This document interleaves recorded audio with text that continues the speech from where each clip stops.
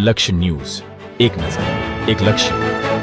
ધારી ખાતે ગુર્જર ક્ષત્રિય કડિયા કુંભાર સમાજ દ્વારા ભક્ત શિરોમણી પૂજ્ય શામજી બાપુની 42મી પુણ્યતિથિ મહોત્સવનું આયોજન કરવામાં આવ્યું હતું.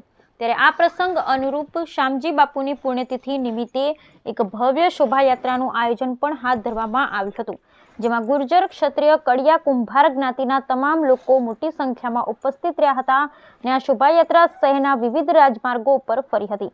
ત્યારબાદ ધારી સ્ટેશન પ્લોટ ખાતે આવેલ શ્યામવાડી ખાતે ગુર્જર ક્ષત્રિય કડિયા કુંભારના નામાંકિત લોકોનું સન્માન પણ કરવામાં આવ્યું હતું.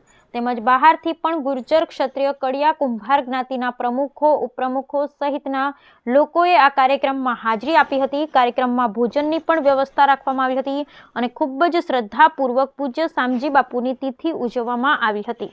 બ્યુરો રિપોર્ટ ડામોર વનરાજભાઈ ધારી.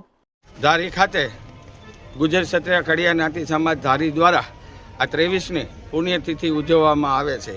આ પુણ્યતિથિના દાતા શ્રી નટુભાઈ નાથાભાઈ કાચા છે. તો આ પુણ્યતિથિ મહોત્સવમાં સાધુ સંતો, મહંતો, રાજકીય મહાનુભાવો, બહારગામથી મહેમાનો અને આખી જ્ઞાતિ સમાજના બહોળી સંખ્યામાં અહીંયા ઉપસ્થિત રહ્યા છે અને પૂજ્ય શામજી બાપુની પુણ્યતિથિ ભાવ અને ઉત્સાહપૂર્વક ઉજવવામાં આવે છે. શું આયોજન કરવામાં આવ્યું છે? આયોજનની અંદર અમારે શોભાયાત્રા છે. શોભાયાત્રા પછી ધર્મસભા છે. ધર્મસભા પૂરી થયા બાદ બધાય પ્રસાદ લઈ અને પછી બધાય છૂટા પડે છે.